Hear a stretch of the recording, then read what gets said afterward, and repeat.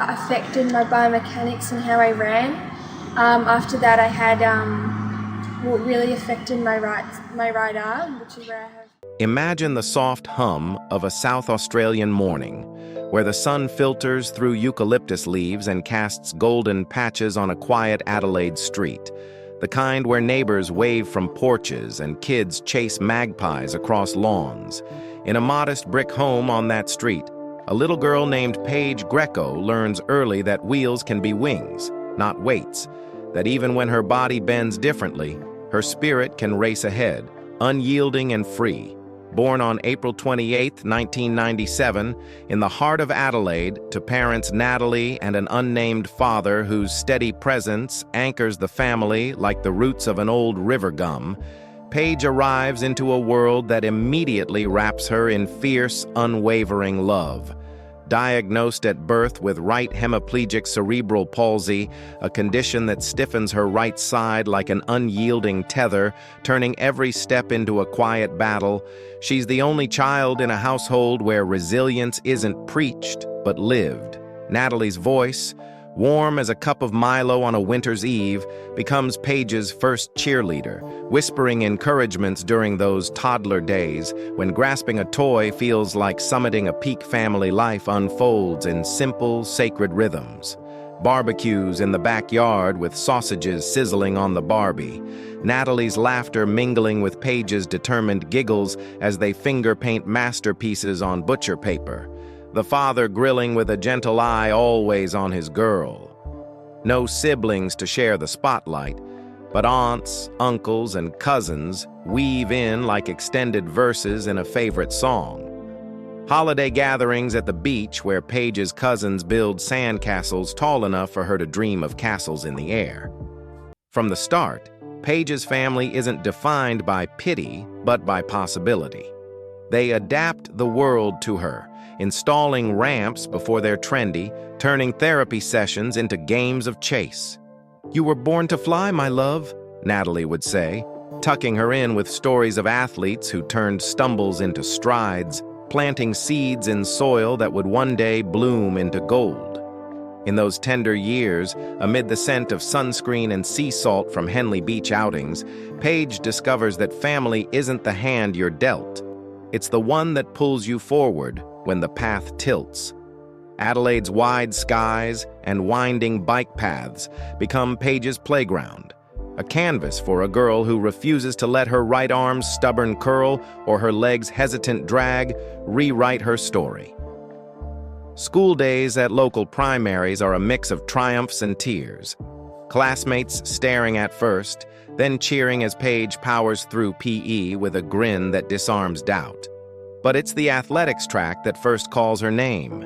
Those oval rubber ribbons where she laces up running blades and flies in the T38 classification for field athletes with coordination impairments. By her teens, she's a regional star, clocking times that turn heads at junior meets. Her coach spotting the fire in her eyes during a 100-meter heat where she crosses the line not first, but unbroken. "It made me feel alive," she'd later share in a Jerome interview, voice steady with that quiet Adelaide drawl, "like I could outpace the parts of me that held back." National championships follow, silvers and bronzes in sprints and long jump, each medal a talisman hung on her bedroom wall next to posters of Kathy Freeman, the indigenous sprinter whose Olympic flame lit Paige's own. But the body, ever the unpredictable partner, whispers warnings, strains in her good leg, the cerebral palsy's toll mounting like interest on an old debt. In 2018, at 21, a crossroads looms, a coach's offhand suggestion to try paracycling, trading spikes for pedals, tracks for velodromes. It's a leap that feels like falling at first. The bike's balance a cruel joke against her asymmetry, falls bruising more than skin. Yet Paige, with Natalie's packed lunches and her father's late-night pep talks echoing in her ears, clips in and pushes. The Adelaide Superdrome becomes her cathedral, its banked boards echoing with the whoosh of tires and her growing resolve. Early sessions are solitary symphonies, her left leg pumping fury while the right lags like a reluctant dance partner. But breakthroughs come in waves. A lap under target time, a coach's nod turning to a shout. By 2019, she's hooked. The wind in her face, a metaphor made real. Her cerebral palsy no longer a chain, but a unique gear in her machine. That gear shifts into overdrive when the world stage beckons. Qualifying for the 2019 UCI Paracycling Track World Championships in Rio, Paige steps into the spotlight not as an underdog, but as a force in the women's C1 to 3 3,000-meter individual pursuit, her specialty, where raw power meets tactical grit. She shatters expectations, claiming silver and etching a new world record time of 3 minutes and 44.232 seconds.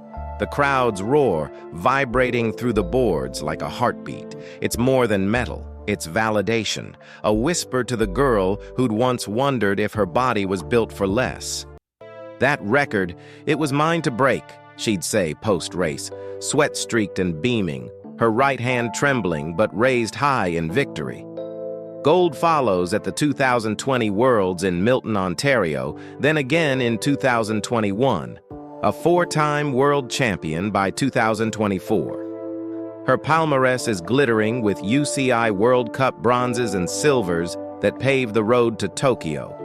The 2020 Paralympic Games, delayed to 2021 by a global shadow, dawn like destiny, August 26th. Tokyo's velodrome pulses with anticipation. Paige, 24 and poised, clips into the start gate for the C1 to 3 pursuit final against Great Britain's Sophie Unwin. The gun cracks and she's off.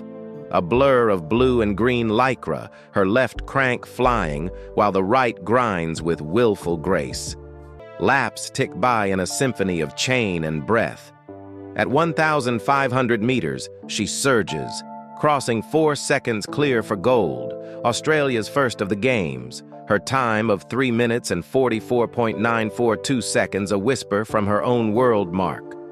The finish line hits like thunder. Tears stream under her helmet, arms flung wide as the national anthem swells. Bronze in the road time trial and road race follow days later. Each podium a chapter in a fairy tale scripted by sweat. For my family, she dedicates it. For every kid who feels crooked in a straight world, voice thick on the broadcast. Natalie's sobs echo from the stands via video link honors cascade. The Medal of the Order of Australia in 2022 for services to sport. Cycling Australia's Para-Female Track Cyclist of the Year in 2019. Her face on billboards from Bondi to Broome. Yet Paris 2024 tests her. Health flares sidelining her from selection. A forced pause that stings like gravel in a chain. Undeterred, she roars back in 2025, nabbing bronze in the C1 to 3 road race at the UCI Paracycling Road World Championships in August, her smile defiant under the Swiss sun. At 28, Paige wasn't done pedaling. She was just warming up, her eyes already on Los Angeles 2028. Dreaming of golds yet unclaimed beyond the boards. Paige's life was a quiet masterpiece of humility and heart, a lifestyle woven from gratitude rather than glamour. Net worth? Modest whispers place it around 500,000 to 800,000 Australian dollars by 2025. Earnings from Cycling Australia stipends hovering at $80,000 annually for elite para-athletes. Sponsorships from brands like Victoria Bitter and Toyota that fit her unflashy ethos. Plus, speaking gigs at schools where she'd roll up in her adapted van, sharing stories for fees that funded more than bills. No sprawling estates or sponsorship entourages, Paige lived simply in a cozy Adelaide rental, a 2-bedroom haven with walls splashed in Paralympic posters and a kitchen perpetually stocked with her post-ride ritual. Avocado toast piled high with poached eggs, washed down with flat whites from the corner cafe. Mornings began early, 5 a.m. spins on the stationary bike in her garage gym, followed by physio sessions where she'd crack jokes to ease the stretches.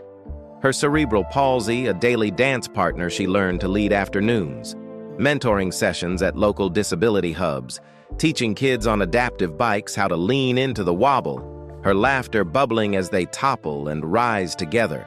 Evenings unwound with family dinners, Natalie's roast lamb carved with care, the three of them around a table scarred from years of laughter, swapping tales of the day while binge-watching feel-good flicks like The Pursuit of Happiness. Paige's favorite for its unyielding hope, vacations were low-key escapes. Coastal drives to Kangaroo Island, where she'd kayak with one paddle in her strong hand, the other guided by her dad's steady pull. Or quiet hikes in the Flinders Ranges, pausing to sketch wildflowers in a journal she kept for the what-ifs. Faith flickered softly, raised Catholic. She'd light a candle at St. Francis of Assisi on race days, whispering thanks for legs that carried her, however unevenly. No husband or partner in the public eye. Paige's heart seemed poured into her craft and kin, though whispers from teammates hinted at quiet crushes on fellow athletes, romances that bloomed and faded like trackside wildflowers. Her style, effortless Aussie cool, Lululemon leggings scuffed from training, a well-worn Akubra hat shading her freckled face, sneakers customized with Paralympic pins. Interest woven through the grind, volunteering with Reach, an Adelaide charity for disabled youth, where she'd lead art workshops, her left hand steady on the brush while the right added joyful smudges, or curling up with biographies of resilient souls like Malala, dog-earing pages that echoed her own mantra. Limits are suggestions, not sentences. Social media was sparse but soulful. Instagram glimpses of podium grins captioned, "Grateful for the grind," or family snaps of beach sunsets, always tagging Natalie with hearts. In a world that often spotlights the spectacular, Paige embodied the profound ordinary, the athlete who high-fived janitors at the velodrome, who baked Anzac biscuits for her physio's birthday, whose warmth turned rivals into lifelong mates. "Success isn't the medal," she'd say over post-race coffees, ice sparkling like the Torrens River at dusk. "It's the people who cheer you across the line and the ones who pick you up when you crash."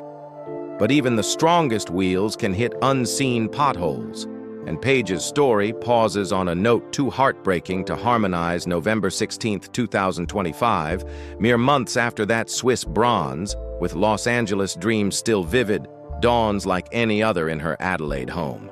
A sudden medical episode strikes, swift and silent, the kind no training montage prepares you for, found by a teammate dropping by for a casual catch-up. Paige is rushed to hospital, but the damage is done. At 28, in the quiet company of monitors and memories, she slips away. The news lands like a starter gun in reverse, halting hearts across Australia. A Cycling Australia statement, raw and reverent, confirms the loss on behalf of the Grecos. Natalie's words, a dagger wrapped in devotion. Paige meant everything to us. Her kindness, her determination, and her warmth touched our family every single day. She brought so much joy and pride into our lives, and the pain of her passing is something we will carry forever. Tributes cascade like a peloton in full flight. Paralympics Australia's CEO Cameron Murray, voice-breaking, impresses. Paige was one of our brightest stars, but her quiet strength uplifted us all. Cycling Australia's Mar Fechner echoes the ache. Extraordinary athlete, but more than that, a spirit that touched everyone.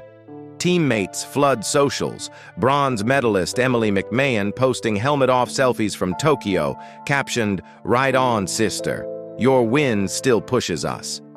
Olympic legend Anna Mears, a personal mentor, simply, "R.I.P. Paige. Can't believe I'm writing this.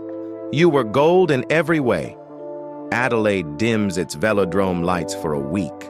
A vigil of flickering candles and whispered laps. Reach kids craft paper bikes in her honor, wings of construction paper fluttering like prayers. The funeral, private yet poignant in a sun-dappled Adelaide chapel, swells with stories. Natalie's eulogy, hand trembling on the podium. paints Paige not as icon, but as daughter, the one who'd sneak extra Tim Tams into her gym bag, who'd call home mid-tour just to hear, "I love you, kiddo." Her father stands sentinel, arm around Natalie, his silence louder than any anthem. No siblings to eulogize, but cousins and coaches fill the pews, sharing how Paige's grin turned training grinds into gifts. In the aftermath, the Grecos retreat to heal, emerging only to champion causes she'd held dear. Funds for adaptive bikes pouring in, scholarships in her name ensuring little girls with wobbly legs get their shot. Paige Greco's legacy isn't confined to podium dust or record books. It's alive in the turned petals of those she inspired, the quiet revolution she sparked in hearts that once felt sidelined. That Tokyo gold opened doors for paracycling funding. Her world record, a benchmark young riders chase with fire in their eyes. The Medal of the Order of Australia gleams in a family case, but her true treasures are the friendships forged in shared sprints.